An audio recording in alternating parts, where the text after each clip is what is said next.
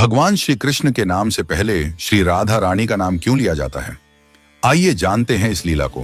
कहते हैं कि जो व्यक्ति श्री राधा रानी का नाम नहीं लेता है, सिर्फ कृष्ण कृष्ण रटता रहता है, वह उसी प्रकार अपना समय नष्ट करता है जैसे कोई रेत पर बैठकर मछली पकड़ने का प्रयास करता है। श्रीमद् भागवत नामक ग्रंथ में उल्लेख मिलता है कि जो भक्त श्री राधा का नाम लेता है, भगवान श्री कृष्ण सिर्फ उसी की पुकार सुनते हैं। इसीलिए कृष्ण को पुकारना है तो राधा को पहले बुलाओ। जहां श्री राधा होंगी वहां कृष्ण खुद ही चले आएंगे।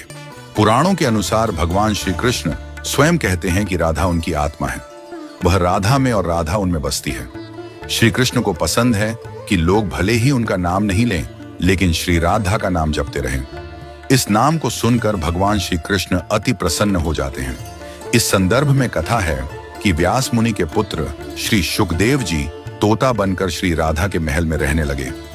शुकदेव जी हमेशा राधा राधा रटा करते थे। एक दिन श्री राधा ने शुकदेव जी से कहा कि अब से तुम सिर्फ कृष्ण कृष्ण नाम जपा करो। शुकदेव जी ऐसा ही करने लगे। इन्हें देखकर दूसरे तोता भी कृष्ण कृष्ण बोलने लगे।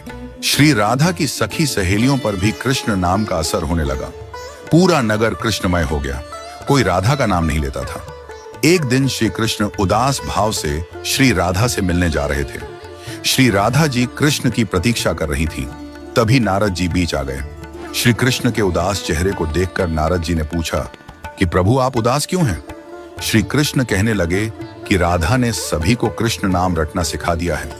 कोई राधा नहीं कहता, जबकि मुझे राधा नाम सुनकर प्रसन्नता होती है। श्री कृष्ण के ऐसे वचन सुनकर श्री राधा की आंखें भर आईं। महल लौटकर श्री राधा ने शुकदेव जी से कहा कि अब से आप राधा राधा ही जपा कीजिए। उस समय से ही श्री राधा का नाम पहले आता है, फिर श्री कृष्ण का। क्या आपको पता है कि भगवान श्री कृष्ण ने अपनी कन्नी उंगली पर ही गोवर्धन पर्वत को क्यों उठाया था?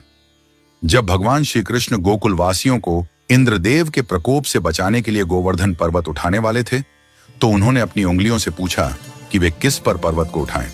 सबसे पहले अंगूठा बोला, मैं नर हूं। बाकी उंगलियां तो स्त्रियां हैं, अतः आप पर्वत मुझ पर ही उठाएं।